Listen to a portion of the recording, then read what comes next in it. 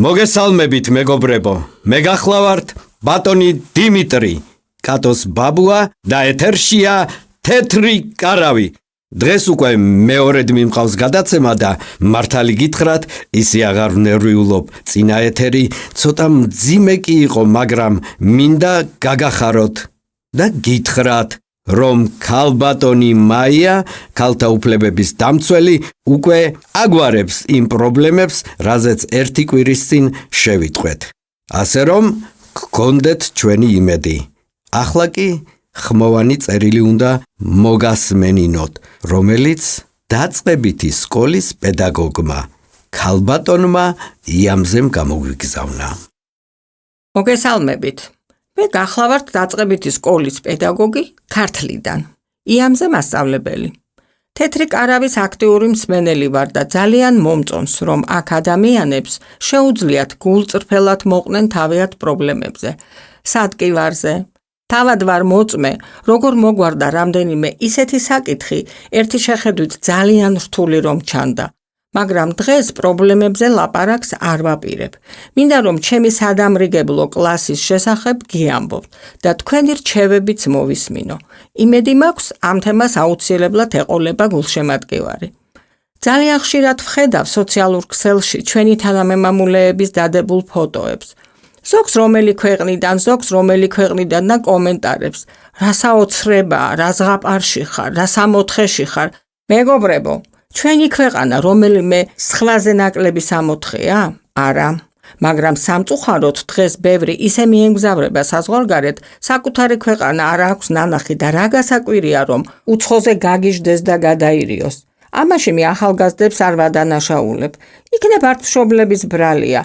ამ მძიმე სოციალურმა პირობებმა მხოლოდ ერთი მიმართულებით წარმართა მათი მიზნები, რომ საჭმელ სასმელი არ მოაკლდეთ მათ შვილებს, არადა სულიერი შიმშილი, ხომ ფიზიკურ შიმშილზე არანაკლებ საგანგაშოა. მე ჩემი მოსწავლეები ყოველ შაბათ-კვირას დამყავს ისტორიული ძეგლების მოსანახულებლად. იცით მარტო ქართლში რამდენი რამ არის სანახავი. ჩვენ მხარეს რომ ბოლომდე მოვივლით, მერე სხვა კუთხეების მონახულებაც გვაქვს გეგმაში. ვიცი სიტყვა გამიგრძელდა, მაგრამ ჩემი მთავარი მიზანია, რომ ბავშვებს პატარაობიდან შევაყვაროთ ჯერ თავისი კუთხე, მერე კი მოვატაროთ, ვამოგზაუროთ საკუთარ სამშობლოში, რომ საკუთარი ქვეყნის გამოც ჰქონდეთ სიამაყის განცდა. ეს იყო ჩემი სათქმელი. დიდი მადლობა. ვეთანხმები ამ ქალბატონს და მგონი უკვე ვიღაც გვეხმიანება. დიახ, გისმენთ, თქვენ პირდაპირ ეთერში ხართ. მოგესალმებით ლაგოდეხიდან. ეს რა კარგი იდეა მოგვაწოდა ამ არაჩვეულებრივმა ქალბატონმა იამზემ. მეც პედაგოგი გახლავართ და ჩემს მოსწავლეებთან ერთად ჩვენც გვაქვს მოვლილი ჩვენი მხარე. მაგრამ ამ უსახსრობის გამო სხვაგან ვერ ვახერხებთ წასვლას. კაი ჯანდაბას ერთ ავტობუსს როგორმე დავიქირავებდით, მაგრამ სასტუმროს ხარჯებს ნამდვილად ვერ შევძლებთ.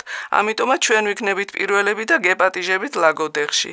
მეც დაწყებითის პედაგოგი ვარ და ჩემი სადამრიგებლო კლასის ბავშვები თავიანთ ოჯახებში გაგიწევენ მასპინძლობას. ერთი კი არა, ორი დღეც არ ეყოფა აქ იმდენი რამეა სანახავი. ჯერ მარტო ლაგოდეხის ნაკრძალი რატყირს, აბა ველოდები თქვენ გამოხმაურებას. დიახ, გისმენთ, თქვენ პირდაპირ ეთერში ხართ. მე პენსიონერი ქალი ვარ რაჭიდან, ნათელა ვარ თქვენ შემოგევლეთ პენსიონერი 68 წლის ონიდან. ჩამობრძანდით ჩვენთან ონში მასწავლებლები, მოსწავლეები, გინდა ჩემსავით პენსიონერები, ყველას გამოგიძებნით დასარჩენს, აბა რა, სხვა თუ არაფერი გვექნება ლობიანებს მაინც დაგიცხობთ. აქ კიდე სანახავის მეტი რა არის, მაგას რა ჩამოთვლის, ბარაკონს გაჩვენებთ, ნიკორწმინდას, უწერას, შაორის ტბას, გელოდებით კეთილი გულით. ამას ქვია სიკეთე გადამდებიაო. უცებ რამდენ ადამიანს მოუნდა მასპინძლობა. გისმენთ, თქვენ პირდაპირ ეთერში ხართ. თუ არ შეწუხდებით რა, ერთი ლობიანის რეცეპტიც რომ მკითხოთ იმ ქალბატონს რაჭიდან. ნამდვილი რაჭული ლობიანის რეცეპტი მინდა. თორემ ნამცხვარს როგავს ეგეთებს მეც კი ვაცხობ. კი გენაცვალე, დიდი სიამოვნებით. ახლა ჩვენი დრო სამწუხაროდ უკვე ამოიწურა, მაგრამ შემდეგ შეხვედრისას პირობას გაძლევთ, რომ პირდაპირ ლობიანის რეცეპტით დავიწყებთ. აბა, მომავალ შეხვედრამდე.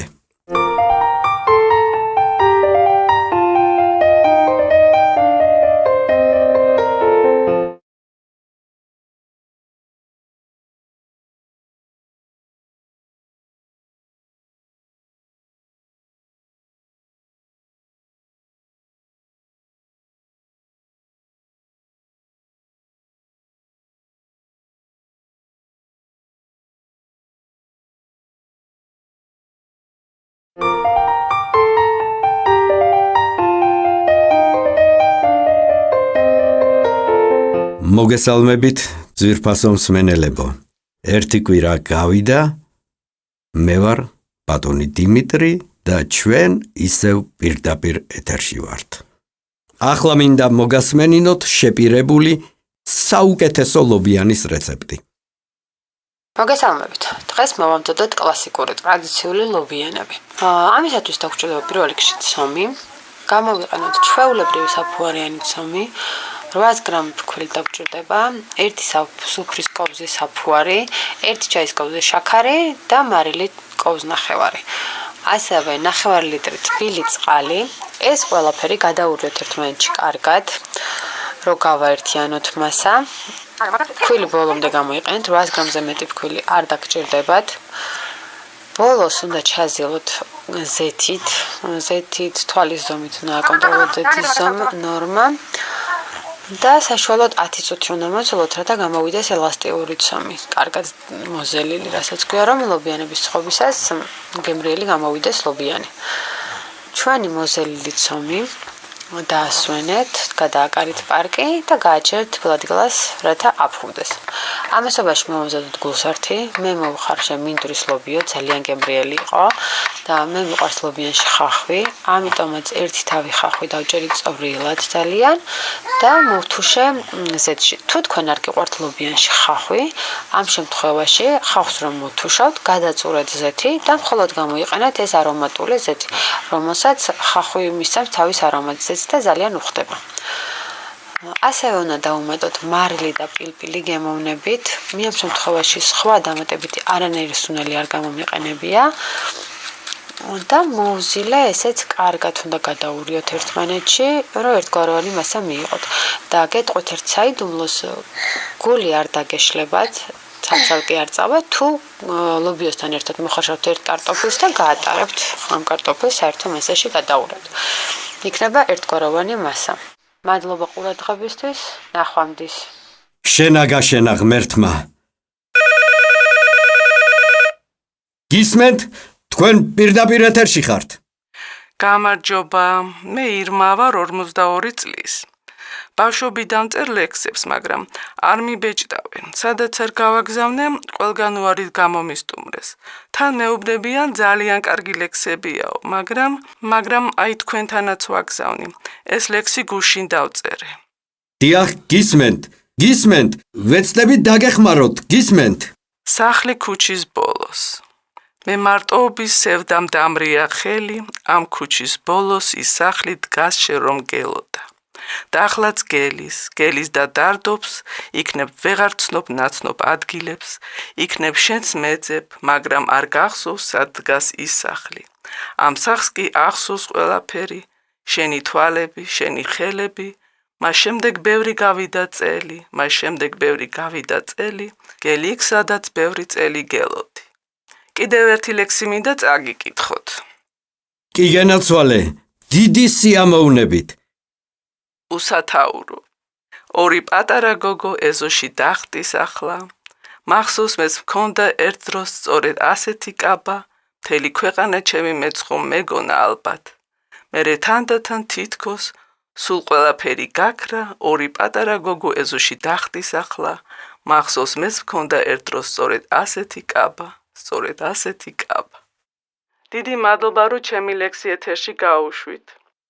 შეგახსენებთ, შეგიძლიათ გამოგვიგზავნოთ როგორც ხმოვანი, ისე ჩვეულებრივი წერილები და ასევე დაგვირეკოთ პირდაპირ ეთერში. ჩვენი დრო ამოიწურა, ძვირფასო მსმენელებო. შევხვდებით ერთ კვირაში. იმედი ვიქონიოთ, რომ კარგი ამბებიც გვექნება. აბა დროებით. გემშვიდობებით მომავალ შეხვედრამდე.